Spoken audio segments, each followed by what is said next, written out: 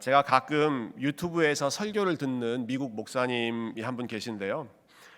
이분 채널에 어느 날 이렇게 눈에 확 들어오는 설교 제목이 떴습니다. 설교 제목이 The Best Sermon Ever였습니다. 최고의 설교라는 거예요.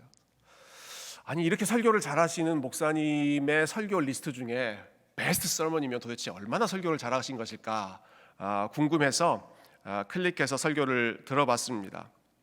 근데 알고 봤더니 The Best Sermon이라고 하는 이 제목은 본인이 했던 설교 중에 Best Sermon이라는 게 아니라 역사상 있었던 모든 설교 중에 Best Sermon, 예수님이 하신 팔복의 설교다라는 말씀이었습니다.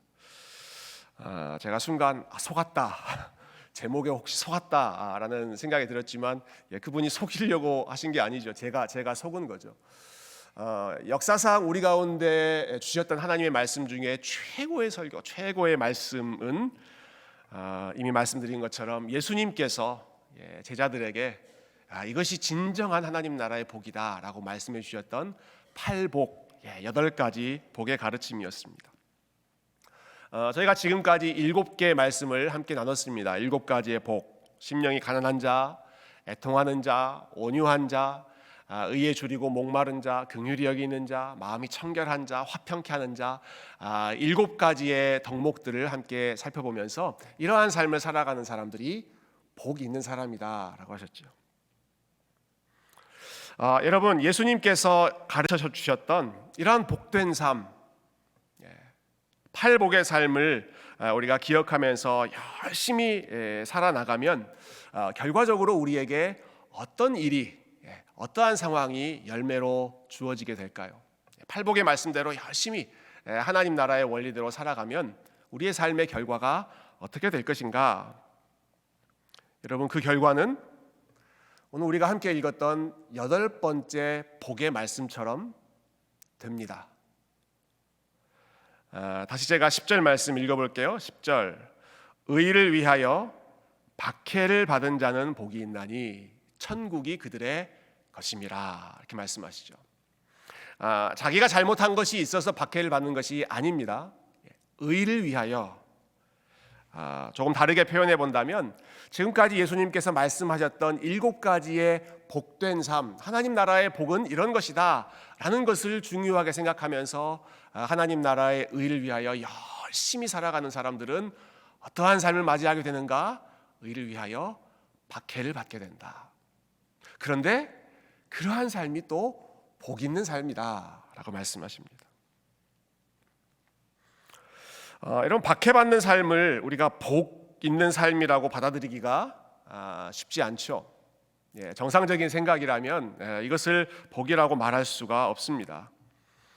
그래서 예수님께서 사람들이 이것을 잘 귀 기울이지 않을 거라고 예상하셔서인지 한 번 더 이 사실을 확인하십니다. 우리가 혹시 잘못 들었나 생각할까 봐 하나님이 한 번 더 확인하시는데요. 11절 말씀 보시면 같은 말씀을 더 풀어서 설명하시죠. 11절, 나로 말미암아 너희를 욕하고 박해하고 거짓으로 너희를 거슬러 모든 악한 말을 할 때에는 너희에게 복이 있나니. 지금까지 7가지의 복은요, 다 한 문장이었습니다. 짤막했습니다. 어떠한 사람은 복이 있나니 이러이러한 복이 있다라고 말씀하고 끝났습니다. 그러나 마지막 8번째 복은 설명이 길게 이어집니다. 다른 복에 비해서 예수님의 설명이, 부연 설명이 덧붙여지죠. 의를 위하여 박해를 받는 자는 복이 있다 이렇게 말씀하시고 나서 거기서 멈추지 않으시고 한 번 더 나로 말미암아, 즉 예수님 때문에, 예수님을 따른다는 이유 때문에, 예수님을 믿는다는 이유 때문에 여러 가지 종류의 박해를 받으면, 욕을 먹으면, 손해를 보면 그 사람이 복이 있다. 한 번 더 강조해서 부연 설명을 해주시는 것입니다. 예수님처럼 온유한 마음으로 살고, 예수님처럼 긍휼한 마음으로 살고, 예수님처럼 청결한 마음, 또 예수님처럼 평화를 이루는 그러한 마음으로 내가 참고, 내가 견디고, 또 내가 심지어 손해를 보는 그러한 삶을 열심히 살다 보면 어떻게 되는가? 우리 삶이 더 편해지는가? 오히려 예수님께서 예상하셨던 현실은 그것 때문에 오히려 더 힘들고 고달픈 삶을 맞이하게 될 것이다 라는 것이었습니다. 제가 이번에 팔복 설교를 준비하는 동안에 참 의미 있는 좋은 시를 하나 알게 되었는데요. 제가 몇 주 전에 설교 때 우리 윤동주 시인의 서시 말씀드린 적이 있었죠. 근데 이 윤동주 시인이 팔복이라고 하는 시도 쓰셨습니다. 아주 독실한 기독교인이셨는데 이분이 팔복이라고 하는 시를 쓰셨더라고요. 여러분, 예수님의 팔복은 우리가 외우려면 시간이 좀 걸립니다. 하나하나 다 기억하려면 좀 노력을 해야 됩니다만은 윤동주 시인이 쓴 팔복은 한 번 보시면 잊어버릴 수가 없습니다. 너무 쉽습니다. 한번 사진 보여주시겠어요? 이게 윤동주 시인이 쓴 팔복의 친필 원고라고 그래요. 친필. 좀 잘 보이시나요? 이게 오래된 사진이라 조금 흐릿합니다만은 팔복, 그 옆에 마태복음 5장 3절부터 12절 이렇게 해놓고 제일 처음에 뭐가 나오죠? 슬퍼하는 자는 복이 있나니. 두 번째 뭐가 나옵니까? 슬퍼하는 자는 복이 있나니. 그리고 와서 또 슬퍼하는 자는 복이 있나니. 이런 식으로 총 8번을 이야기합니다. 예수님 말씀을 몰라서 그랬는가? 그렇지 않습니다. 독실한 기독교인으로서 하나님 말씀 잘 알았던 분입니다. 그런데 윤동주 시인이 복이 뭐냐? 팔복이 무엇이냐? 이 말씀을 묵상하는 가운데 슬퍼하는 자가 복이 있고 슬퍼하는 자가 복이 있고 또 생각하면 또 슬퍼하는 자가 복이 있고 이 시의 하이라이트는 제일 마지막인 것 같아요. 마지막 부분에 보면 시인의 내적인 갈등이 고스란히 드러나 있습니다. 슬퍼하는 자는 복이 있나니 8번 반복한 다음에 이 시인이 처음에는 저희가 위로함을 받을 것이요 라고 씁니다. 그런데 그것이 마음에 들지 않았던지 굵은 2줄로 지워버립니다. 쫙쫙 지워버리고 최종적으로 그가 수정한 다음에 이렇게 마무리합니다. 저희가 영원히 슬플 것이요. 시인의 마음이 좀 느껴지세요? 여러분, 이 시는요 1940년 12월 일본의 압제가 최고조에 달했던 그 시기에 윤동주 시인이 쓰셨다고 합니다. 아무리 봐도 자신의 삶의 슬픔의 시간이 끝나지 않을 것 같았던 것입니다. 아무리 생각해봐도 슬픔이 끝날 것 같지 않은 거예요. 그래서 슬퍼하는 자는 복이 있다. 슬퍼하는 자는 복이 있다. 8번이나 반복해서 슬퍼하는 자가 복이 있다라고 말씀하고 그리고 마지막 결론에서조차 차마 저희가 위로를 받을 것이며 그러한 희망이 느껴지지 않기 때문에 차마 마지막까지도 그들이 영원히 슬플 것이요. 이렇게 마무리를 했던 것이죠. 여러분, 우리가 지난번에 그 서시라고 하는 시를 통해서 시인의 기도하는 삶이 어땠는지 우리가 봤습니다. 하늘을 우러러 한 점 부끄럼 없이 살기를 나는 소망합니다. 그렇게 깨끗한 마음으로 살려고 했습니다. 모든 죽어가는 것들을 사랑해야지 다짐하면서 살았을 것입니다. 그 결과가 어때요? 윤동주 시인이 또 그 시대 가운데 겪었던 현실은 슬픔이 사라지지를 않는 것입니다. 그래서 슬퍼하는 자가 복이 있고 슬퍼하는 자가 복이 있고 계속해서 슬픔을 이겨낼 수 없는 그러한 무거운 현실을 그가 이러한 시를 통해서 사람들과 함께 나누고자 했던 것이죠. 여러분, 예수님께서 이러한 현실을 누구보다 잘 알고 계셨습니다. 누구보다 의롭고 누구보다 온유하고 누구보다 평화롭게 사셨지만 그러나 누구보다 많은 어려움과 핍박을 만나셨던 분이 예수님이셨습니다. 그래서 앞으로 그 길을 걸어가야 하는 제자들을 향해서 내가 앞으로 걸어가는 그 길 너희들도 함께 따라와야 할 것인데 이러한 팔복의 말씀대로 열심히 살다 보면 여러 가지 어려움을 만나게 될 것이다. 이러한 현실을 준비시키시고 그러나 동시에 의를 위하여 박해를 받는 자는 복이 있는 사람이다 라고 제자들을 격려해 주시는 것입니다. 여러분, 예수님 때문에 혹은 우리가 믿음 때문에 당하게 되는 어려움 속에서 우리가 어떤 복, 어떤 면에서 그러한 삶을 복이 있다라고 말할 수 있을까요? 가장 먼저 생각할 수 있는 이것이 최고의 복이라고 생각하는데요. 가장 큰 복은 그 어려움 속에서 저와 여러분이 예수님과 더 가까워지는 것입니다.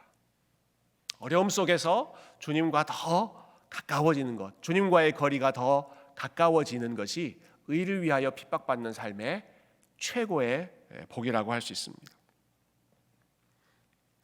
여러분, 오늘 이 8번째 복을 보면 앞에 나오는 7개의 복과 다른 점이 있는데요.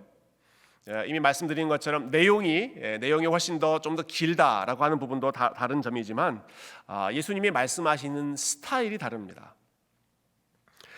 이전에 7개의 복을 말씀하실 때에는 그 마무리가 이렇게 됐습니다. 그들이 복을 받을 것이며 그들이 천국을 받을 것이며 그들이 땅을 기업으로 받을 것이며 그들이 이러이러한 복을 받을 것이다 라고 말씀하십니다. 그런데 오늘 말씀은 어떻게 끝나는가? 여러분 11절과 12절 우리 한 번 더 같이 읽어보십시다. 11절과 12절 시작. 나로 말미암아 너희를 욕하고 박해하고 거짓으로 너희를 거슬러 모든 악한 말을 할 때에는 너희에게 복이 있나니 기뻐하고 즐거워하라. 하늘에서 너희의 상이 큼이라. 너희 전에 있던 선지자들도 이같이 박해하였느니라. 아멘. 오늘 말씀에서는 누가 복을 받는다고 하세요? 누구에게 복이 있다? 너희에게 복이 있다라고 하십니다. 너희에게 복이 있다. 지금까지 7번은 쭉 다 애통하는 자는 복이 있나니 그들이 위로를 받을 것이며 마음이 청결한 자는 복이 있나니 그들이 하나님을 볼 것이요. 다 they 그들이라고 말씀했습니다. 문법적인 용어를 빌리자면 3인칭으로 설명하신 것이죠. 그러나 마지막은 다릅니다. 의를 위하여 핍박하는 자는 나로 말미암아 여러 가지 어려움을 겪는 자는 너희가 it's you 너희가 복이 있다.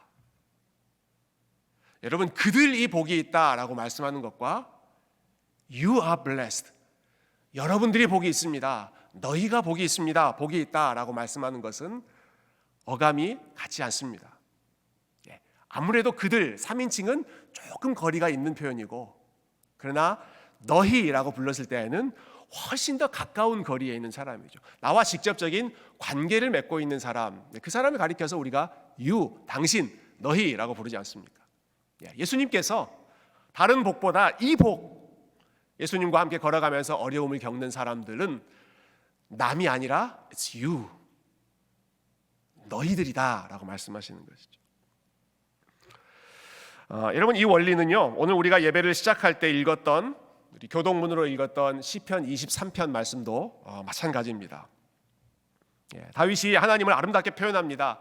여호와는 나의 목자시니 그가 나를 푸른 초장으로 인도하실 것이고 그가 나를 쉴 만한 물가로 인도하실 것이고 그가 내 영혼을 소생해 주실 것입니다. 계속해서 처음에는 그가라고 이야기합니다. 그런데 이 호칭이 바뀌는 부분이 있습니다. 4절로 넘어가면 내가 사망의 음침한 골짜기로 다닐지라도 해를 두려워하지 않을 것은 주께서 나와 함께 하심이라. 우리말 성경에 주께서라고 번역했는데요. 참 아쉬운 번역입니다. 영어 성경 히브리어 원어에 보면 다 it's you라고 이야기합니다.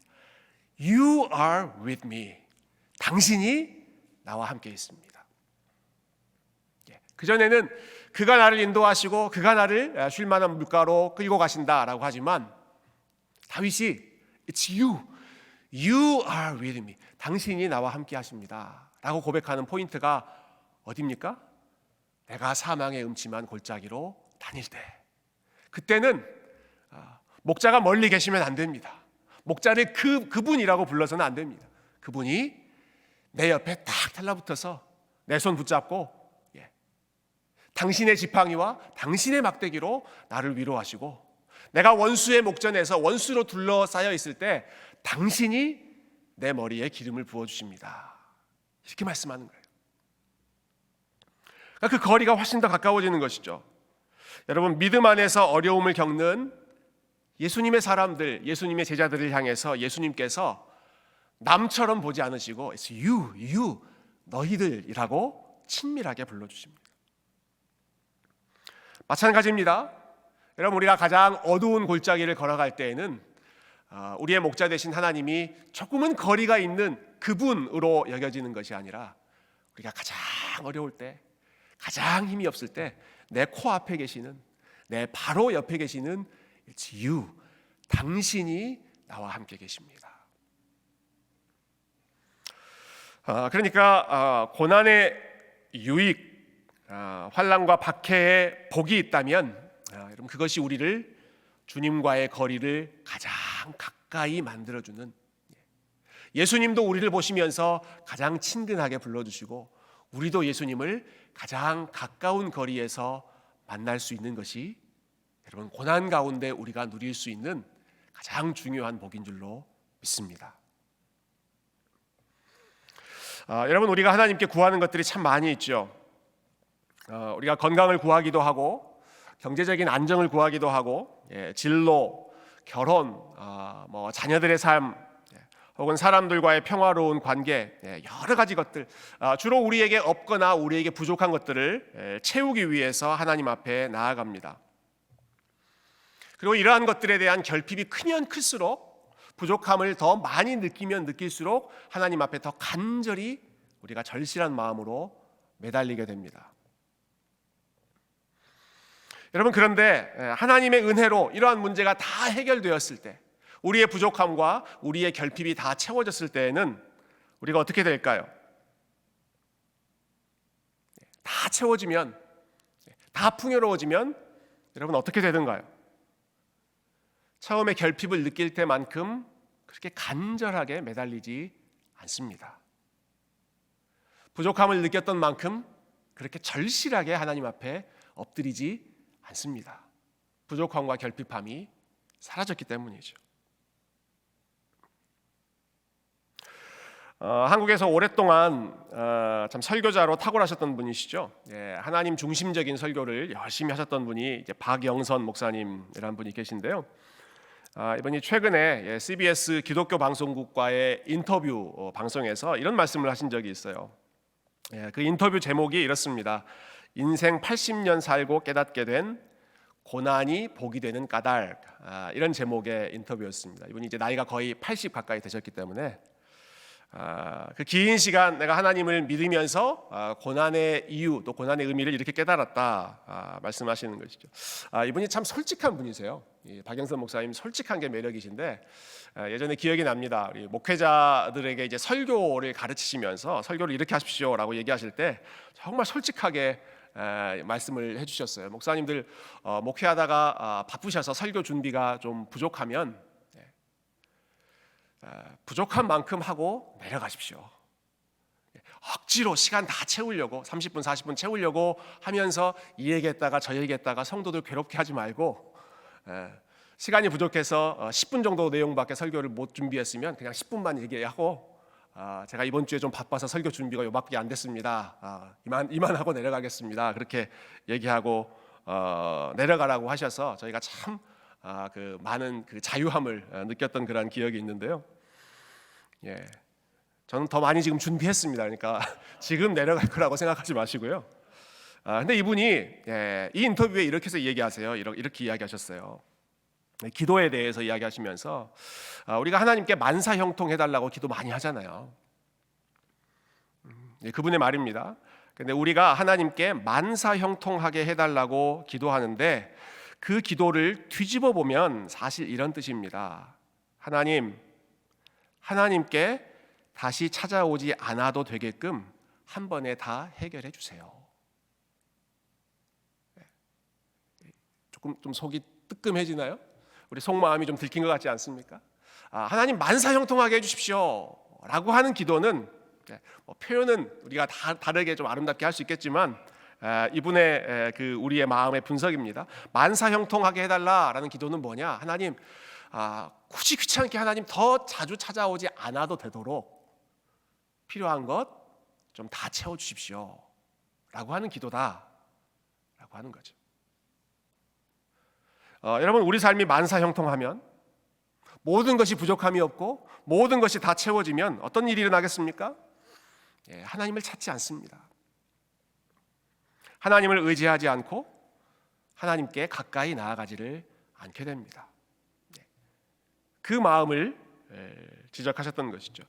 여러분, 진짜 만사형통은 무엇인가? 진정한 만사형통은 모든 일이 다 평탄하기 때문에 하나님 의지하지 않고도 잘 살 수 있는 그러한 삶이 만사형통한 삶이 아니라 만사 모든 일 가운데 이런 어려움도 겪고 크고 작은 여러 가지 어려움을 겪기 때문에 그 만사 가운데 하나님 앞에 더 엎드리고 하나님 앞에 더 가까이 나아가고 하나님의 도움 찾지 않으면 버텨낼 수 없는, 여러분, 그러한 절박한 마음으로 살아가는 것이 신앙적인 의미에서 진정한 만사형통, 여러분, 이러한 의미에서 만사형통, 만사 모든 일 가운데 하나님 앞에 더 가까이 나아가는 주님의 백성들이 되시기를 주님의 이름으로 축원드립니다. 그렇게 더 가까이 나아오게 하시기 위해서 때로는 우리가 원치 않지만 이런저런 어려움을 허락하시는 것이죠. 그러한 상황에 있을 때 우리가 하나님을 더 이상 추상적으로 그분으로 부르지 않고 It's you, 당신, 내 앞에 바로 계시는 진짜 나와 함께 하시는 주님으로 우리가 경험하게 되기 때문입니다. 자, 두 번째, 믿음 안에서 겪는 고난이 우리에게 복이 될 수 있는 또 한 가지 이유는요, 우리의 믿음이 진짜 믿음인지 아니면 가짜 믿음이었는지를 분별해주는, 확인해주는 것이 바로 어려운 때입니다. 성경에 나오는 인물 중에 최고의 그 고난의 대명사 하면 단연 욥이라고 하는 사람을 우리가 생각하게 되죠. 여러분, 욥이 하나님 참 잘 섬겼습니다. 늘 하나님께 감사하고 찬양을 드리는 그러한 삶을 살고 있었을 때 사탄이 하나님께 시비를 겁니다. 하나님, 욥이 저렇게 하나님 열심히 믿는데 왜 그렇겠습니까? 아무런 까닭 없이 저렇게 하나님이 열심히 믿겠습니까? 하나님이 다 잘해주시니까, 욥에게 좋은 건 많이 주시니까 그것 때문에 하나님 열심히 믿는 것 아니겠습니까? 이렇게 시비를 겁니다. 그때 하나님이 욥을 믿으시면서 이렇게 말씀하시죠. 무슨 소리냐? 그럴 리가 없다. 내 종 욥은 내가 잘해준 것 때문에 나를 예배하는 그러한 사람이 아니라 그런 것이 없어도 한결같이 나를 예배하고 찬양할 사람이다. 그래서 그 후에 욥에게 여러 가지 고난이 시작되죠. 이 부분을 읽을 때마다 우리가 참 불안한 마음으로 하나님 앞에 기도합니다. 하나님, 저는 욥이 아닙니다. 욥처럼 저를 믿지 마시고 저는 욥만큼 그릇이 아니니까 그렇게 테스트하지 마세요 라고 기도하는 마음도 생기는데요. 사실은 쓸데없는 걱정이죠. 여러분, 하나님이 우리가 욥만큼의 그릇인지 그렇지 않은지 누구보다 하나님이 잘 아시기 때문에 하나님은 우리에게 각 사람에게 필요한 만큼의, 그리고 각 사람이 감당할 수 있는 만큼의 어려움만 허락하시겠다 말씀하셨고, 또 시험 당할 즈음에 능히 그 피할 길을 하나님께서 열어주시겠다 약속하셨습니다. 근데 욥의 삶을 통해서 우리가 배울 수 있는 것은 무엇인가? 여러분, 욥이 좋았을 때만 하나님을 찬양하는 사람이라면 그의 믿음이 진정한 믿음이라고 보기 어렵겠죠. 그때는 누구나 다 하나님을 찬양하고 하나님을 예배할 수 있습니다. 그러나 욥이 가지고 있었던 좋았던 것들이 하나하나 다 사라지고 다시 부족하고 다시 결핍의 삶으로 돌아갔을 때, 여러분, 그때 욥이 어떻게 합니까? 물론 중간에 스트럭을 하죠. 하나님 앞에 원망하고 따지기도 하고 하나님 왜 이렇습니까? 라고 절규하기도 합니다. 그러나 끝까지 하나님을 떠나지 않고 계속해서 하나님과 씨름하죠. 그 모습을 보시면서 하나님께서 봐라, 욥은 끝까지 나를 예배하고 나를 떠나지 않는다. 욥의 손을 하나님께서 번쩍 들어주시지 않습니까? 상황이 좋을 때는 모두가 하나님을 찬양할 수 있지만 내 삶이 원치 않는 그러한 상황 가운데 있을 때, 기대하지 않는 상황을 우리가 만났을 때, 여러분, 그때가 정말로 하나님을 믿는 사람인지, 그리고 내가 왜 하나님을 믿는 사람인지 그 믿음의 진정성이 드러나는, 순금이 불을 통해서 뜨거운 불 가운데에서 그 순도가 더 높아지는 것처럼 저와 여러분의 믿음이 바로 그러한 연단 가운데 더 순결한 믿음으로 빚어질 줄로 믿습니다. 지난 금요일 저녁에 우리가 함께 나눈 말씀이죠. 우리 예수님께 향유 옥합을 깨뜨렸던 여인의 이야기를 함께 나눴습니다. 여러분, 그런데 이 여인의 그 상황을 보면, 또 예수님의 상황을 보면, 이 여인이 왜 예수님께 이렇게 비싼 향유 옥합을 깨뜨려서 드렸는가? 예수님으로부터 뭔가 얻어내기를 기대해서가 아니었습니다. 여러분, 그 상황에서 예수님의 삶은 십자가를 앞두고 있는, 이제 이틀 뒤면 십자가에 달려 죽으시는 그러한 상황이었습니다. 예수님의 삶에서 예상할 수 있는 일이라고는 예수님이 죽으시는 것밖에 없는 상황이었습니다. 죽음을 코앞에 둔 왕, 그렇기 때문에 현실적으로 나에게 아무런 실질적인 도움을, 이득을 줄 수 없는 그러한 분에게 이 여인은 자기의 가장 귀한 것을 그때 드렸습니다. 예수님이 돌아가시는 것을, 예수님이 떠나실 것을 뻔히 아는 상황 속에서 그때 가장 귀한 것을 예수님 앞에 드리죠. 심지어 그 행동 때문에 주변 사람들로부터 어리석다는 말을 듣습니다. 정말 오늘 말씀처럼 의를 위하여 예수님 때문에 주변 사람들로부터 손가락질도 받고 핍박을 당하죠. 그러나 그 상황에도 본인이 준비한 그 최고의 향유 옥합으로 예수님을 아름답게 만들어 드리는 것이 이 여인이 보여주는 진정한 믿음이었죠. 예수님이 본인의 수단이 아니라, 뭔가 좋은 것을 얻어내고자 하는 그러한 수단이 아니라, 이 여인에게는 예수님 그분이 유일한 목적이었던 것입니다. 그분으로부터 얻어낼 수 있는 좋은 것이 없음에도 불구하고, 죽음밖에 예상되는 것이 없음에도 불구하고, 그럼에도 주님 앞에 모조리 다 쏟아놓고 완전히 다 주님을 영화롭게 하는 이러한 삶이야말로, 욥이 보여주는 삶이야말로 예수님 때문에 여러 가지 어려움 가운데에도 끝까지 주님과 함께 걸어가는 믿음의 삶이야말로 우리의 믿음이 정말로 진짜 믿음이라고 하는 사실, 하나님이 우리에게 뭔가 좋은 것을 얻어내기 위한 도구, 수단이 아니라 하나님 그분이 우리의 삶의 최고의 목적이라고 하는 사실을 가장 분명하게 확인해주는 좋은 믿음의 기회라고 하는 사실입니다. 그래서 예수님께서 의를 위하여 핍박을 받는 자가 복이 있다, 그들의 믿음이 진짜 믿음이라고 하는 것을 보여주기 때문이다 라고 하시는 것이죠. 여러분, 마지막입니다. 마지막 세 번째, 여러분, 믿음 때문에 받는 핍박과 어려움은 저와 여러분으로 하여금 하늘의 상급, 천국의 상급을 더욱 간절히 기대하게 만들어주는 유익함이 있습니다. 그게 의를 위하여 핍박을 받는 사람에게 주시는 큰 복입니다. 우리 마지막 12절 말씀을 한 번 더 읽고 우리 말씀을 정리하면 좋겠는데요. 12절, 12절 같이 읽으십시다. 시작. 기뻐하고 즐거워하라. 하늘에서 너희의 상이 큼이라. 너희 전에 있던 선지자들도 이같이 박해하였느니라. 여러분, 예수님께서 핍박을 앞두고 있는, 예상하고 있는 그 제자들을 향해서 너희가 어려움 가운데 있을 때 묵묵히 참고 끙끙대면서 묵묵히 참고 견뎌라, 이렇게 말씀하지 않으시고요. 어떻게 하라고 말씀하세요? 기뻐하고 즐거워하라 라고 하십니다. 박해를 받고 있는 그 성도들을 향해서, 그것을 예상하는 사람들을 향해서 기뻐하고 즐거워하라 이렇게 말씀하세요. 성경을 좀 많이 의역한 그 메시지라고 하는 성경에서는 이 부분을 이렇게 번역합니다.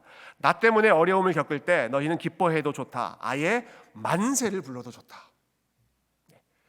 기뻐하고 즐거워하라 라고 하는 말을 유진 피터슨이라고 하는 목사님은 아예 만세를 불러라, 예수님 때문에 여러 가지 어려움을 겪을 때 만세를 불러라, 기뻐하고 즐거워하면서 만세를 불러라. 2주 전에 아틀란타 지역의 우리 여러 교회 중고등부 학생들이 함께 그 농구 시합을 했습니다. 그런데 우리 교회 학생들이 이 농구 대회에서 우승을 했습니다. 제가 미리 높아심으로 말씀드립니다마는 여러분 교회 안에서 하는 체육 대회나 혹은 교회들끼리 하는 그러한 체육 대회 있잖아요. 그건 그냥 재미로 하는 겁니다. 재미로 목숨 걸고 하시는 거 아니고요. 그럴 때 이 승부욕이 올라와서 이 찬양을 절대 부르시면 안 돼요. 마귀들과 싸울지라 이거 절대 부르시면 안 됩니다.